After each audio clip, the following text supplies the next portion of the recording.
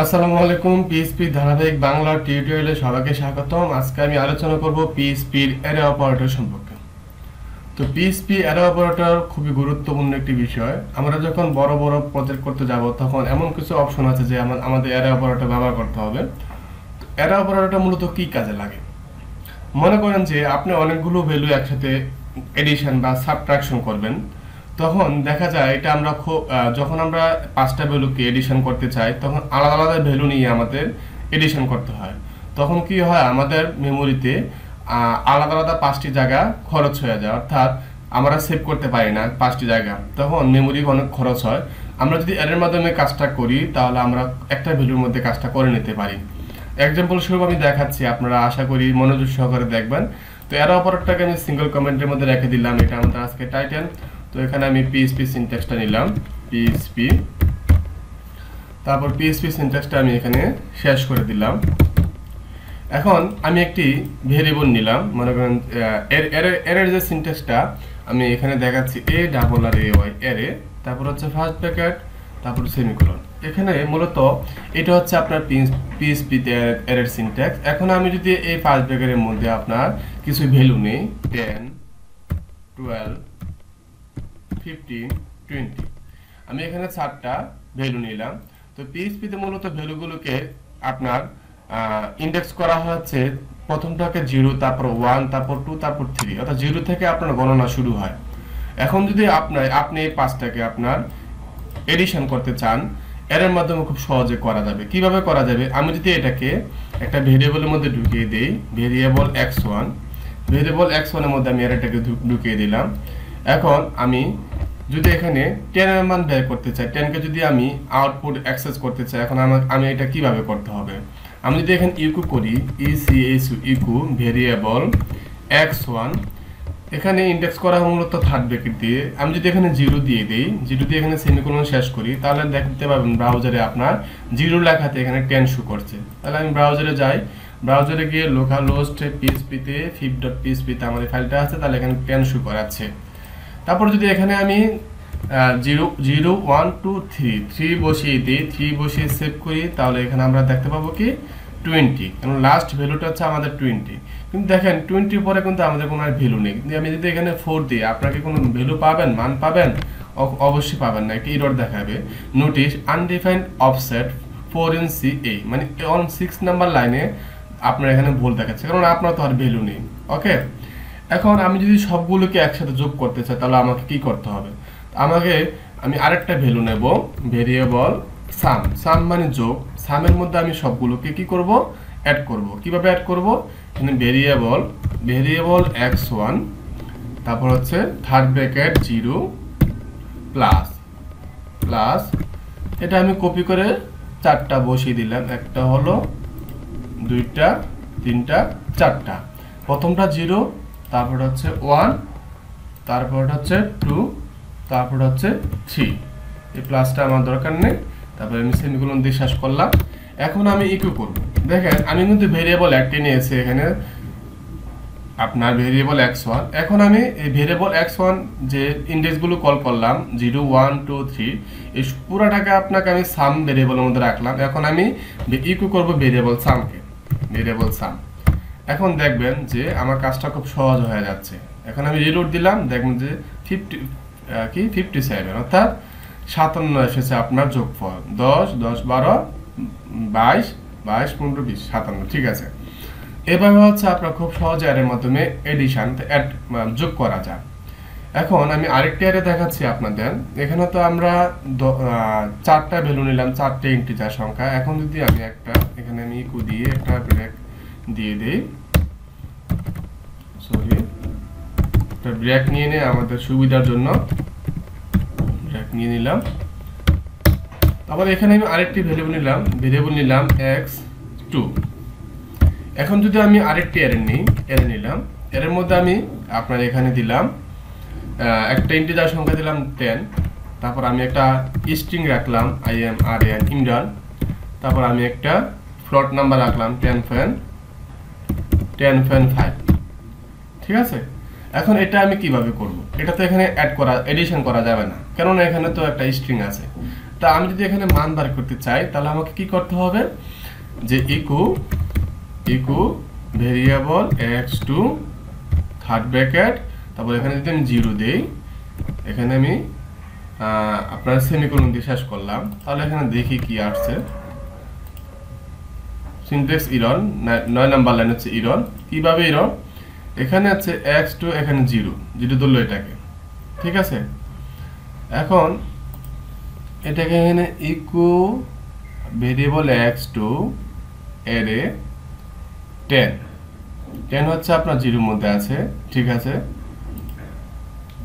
একটু দেখছি, যেহেতু এখানে আমার সমস্যা হচ্ছে তাহলে আমি এটাকে এখানে আপনার মাল্টিপল কমান্ড লাইন ইউজ করি, তাহলে আমার আর সমস্যা হবে না।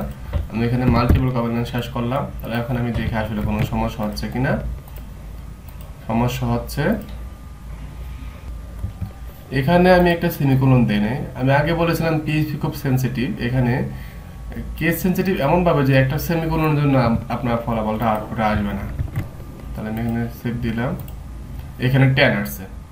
10 আসার কারণ হচ্ছে আপনার এখানে যে x2 এখানে ইন্ডেক্স 0 তে কল করেছেন, তাহলে এখানে 10 দেখাচ্ছে। তাহলে আমি যদি পাশাপাশি দেখাতে চাই তাহলে আমি এখানে একটি আপনার ব্রেক দিয়ে দিলাম, ব্রেক। তারপর এটা আমি কপি করে দেখাচ্ছি, কপি করে দেখালাম আলাদাভাবে, 1 3টা।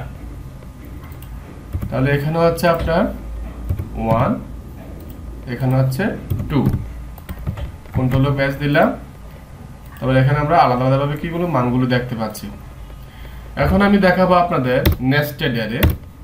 তো নেস্টেড অ্যারে সম্পর্কে আপনারা আগেও জেনে থাকবেন, যে যারা সি ল্যাঙ্গুয়েজ করেছেন, nested for loop, nested while loop এগুলো করেছেন। তো পিএইচপিতে এরকম আমরা যখন অ্যারে কাজ করব তখন নেস্টেড অ্যারে একটা কাজ আছে, এটা আমি এখানেও এটা মাল্টিপল কমান্ড লাইনে শেষ করে ফেললাম। এখন আমি আপনাদের দেখাবো নেস্টেড অ্যারে। তো আমি আরেকটি ভেরিয়েবল নিলাম x3। x3 এর মধ্যে আমি a ডাবল আর a এর নিলাম, এর মধ্যে এখানে নিলাম আপনার 10 দিয়ে কমা দিয়ে আমি আরেকটি অ্যারে নিলাম। এটাকে বলে এর মধ্যে আরেকটি অ্যারে, এটাকে বলে নেস্টেড অ্যারে। তো এখানে আমি স্ট্রিং নিলাম ইমরান, তারপর আমি এখানে নিলাম আরেকটি স্ট্রিং রাসেল, ওকে। তারপর আমি এটার পরে কমা দিয়ে একটি ফ্লোট নাম্বার নিলাম 10.12, ঠিক আছে। এটা ফ্লোট নাম্বার নিয়ে এখানে সেমিকোলন দিয়ে শেষ করলাম। এটা আমি কি করে দেখাবো, যেহেতু একটা অ্যারে, এখানে অ্যারে এটাকে আমরা 1 0, এটাকে আমরা 1 ধরলে কি হবে আমি দেখাচ্ছি এখানে। তাহলে আমরা যদি এখন কি করি, ইকু করি, ইকু ভেরিয়েবল x3, এখানে 0 ধরলে কি আসে, 0 ধরলে আমাদের আসবে কি 10, এই যে আমাদের 10 আসলো। কিন্তু এখানে যদি আপনি সেম ভাবে মানটা ধরেন, এখানে 0 জায়গায় যদি 1 দেন, আপনি কি ফল পাবেন? এখনই বুঝতে পারবেন, ফল পাবেন না। কেন? Array to string conversion C 19 number লাইনে আমাদের ভুল আছে। 19 নম্বর লাইনে ভুল হওয়ার কারণ হচ্ছে, দেখতে পাচ্ছেন এখানে আমরা যখন 0 দিয়ে কল করলাম তখন 10 আমাদের আউটপুটে দেখাচ্ছে। কিন্তু এখানে আমাদের আরেকটা জিনিস দেখতে হবে, যে অ্যারের মধ্যে আমাদের এর মধ্যে আরেকটা অ্যারে আছে, এবং এর মধ্যে আমাদের কিছু ভ্যালু আছে, যেমন স্ট্রিং ভ্যালু এখানে ইমরান এবং রাসেল আছে। সো আমাকে এখানে কি করতে হবে, আমাকে এখানে থার্ড ব্র্যাকেট দিয়ে আমাকে আবার কি করতে হবে, 0 দিতে হবে। কেন 0 দিতে হবে? কারণ 1 এর মধ্যে ইমরান হচ্ছে 0, যেমন এখন দেখাবে, এখনই দেখতে পাবেন। তাহলে আমাদের দেখাবে এখন ইমরান, 10 এর পরে কি দেখাবে, ইমরান। তো পাশাপাশি দেখাতে হলে আমাকে কি করতে হবে, এখানে একটি ব্রেক দিয়ে দেই, ব্রেক দিলে সুবিধা হবে, ব্রেক দিয়ে দিলাম। এখানে একটি আমরা কি দিয়ে দিলাম, ব্রেক দিয়ে দিলাম। তবে এটা আমি এখানে জাস্ট কপি করে নিচে বসিয়ে দিলাম। তাহলে এখানে হবে কি 1, কারণ এখানে ইমরান হচ্ছে 0 আর রাসেল হচ্ছে 1 ইন্ডেক্স ধরে কল করবে। তাহলে এখানে 1 দিলাম। তারপর এখন আমাকে কি দেখাবে, 10 ইমরান রাসেল সিরিয়ালে আমাকে দেখালো, ঠিক আছে। আর এখন যে আমাদের ফ্লোট নাম্বারটা আছে, এটা যদি আমরা ইকু করতে চাই তাহলে এখানে কি লিখতে হবে, ইকু ভেরিয়েবল x3। তারপর এখানে ডিরেক্টলি আমাদের কি কল করব, যেহেতু এখানে 0, এটা ছিল 0 10, এটা 1 এর মধ্যে এটা ছিল 0 এবং এটা ছিল 1, তারপর এটা ডিরেক্টলি হবে 2। তাহলে কি হবে, এখানে ডিরেক্টলি হবে 2।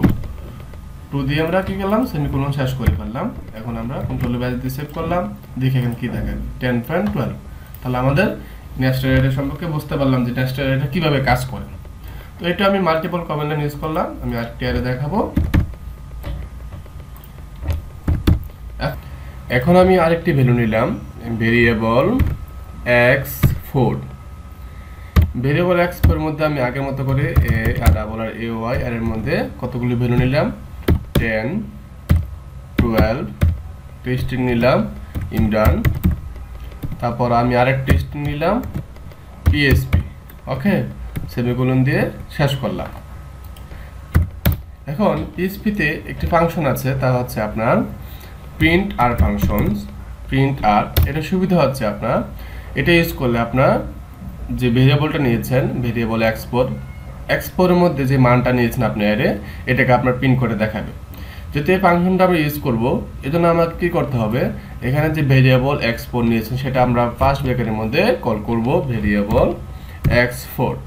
ওকে, এখন আমরা সেমিকোলন দিয়ে শেষ করি। সেমিকোলন দিয়ে শেষ করার পর এখন আমরা কন্ট্রোল ব্যাস দিয়ে সেভ করলাম। এখন আমরা দেখি আসলে ব্রাউজারে কি হয়। ব্রাউজারে দেখতে পাচ্ছি যে আমাকে অ্যারে এখানে 0 10 কে কল করলো, 1 কল করলো 12 কে, 2 কল করলো ইমরান কে, 3 কল করলো PSP কে। এখন যদি আমরা এখানে এটা আমরা এভাবে চাচ্ছি না, আমরা চাচ্ছি যে আমরা যেভাবে লিখেছি এটা সেভাবে শো করবে। তাহলে আমরা এখানে একটি HTML ট্যাগ ইউজ করতে হবে। HTML ট্যাগ আমরা একটি ট্যাগ ইউজ করেছিলাম pre, ওটা হচ্ছে আপনি যেভাবে চাচ্ছেন তো ইনটেগ রেখে দিবে, আপনাকে যেভাবে আপনি লিখেছেন কোডটা কোনো পরিবর্তন হবে না, ওইভাবে শো করবে। তাহলে আমরা যদি এখানে এখানে আপনার ডাবল কোটেশনের মধ্যে pre ট্যাগটা ইউজ করি, তারপর আপনার ফাংশনের পর প্রিন্টার ফাংশনের পর ইকো দিয়ে আপনার p ট্যাগটা শেষ করে দেই, p ট্যাগটা শেষ করে দিলাম। এখন আমরা এখানে সেমিকোলন দিলাম, এখন আমরা কন্ট্রোল ব্যাস দিয়ে সেভ করে দেখি আসলে কি হয়। এই যে কন্ট্রোল ব্যাস দিলাম, এখন দেখছেন উপরে অ্যারেটা লেখা এবং এখানে 0 10 1 12 2 ইমরান 3 PSP, অর্থাৎ অনেক সুন্দরভাবে শুরু করেছে। এখানে আপনার ইচ্ছা করে নাড়তেও পারেন, এখানে 10.5 দিবেন। এটা তো আপনার একটা ফ্লোট নাম্বার, এটা আমি ডাবল কোটেশন না রাখলাম, কন্ট্রোল ব্যাস দিলাম। এখন দেখবেন যে এই যে 10.5 এখানে শুরু করেছে। আশা করি আপনাদের আজকে যে টিউটোরিয়ালে অ্যারে সম্পর্কে দেখানো হয়েছে মোটামুটি ধারণা দিতে পারলাম। তো অ্যারে অনেক কাজ আছে PSP-তে, যখন আপনারা বড় প্রজেক্ট করবেন তখন এই অ্যারে সম্পর্কে অ্যারে অনেক কাজে লাগবে। তো আজকে এতটুকু পর্যন্ত থাক, পরে যখন আমরা বড় প্রজেক্ট নিয়ে কাজ করব ইনশাল্লাহ তখন আমরা পুরোপুরি অ্যারে সম্পর্কে আলোচনা করব।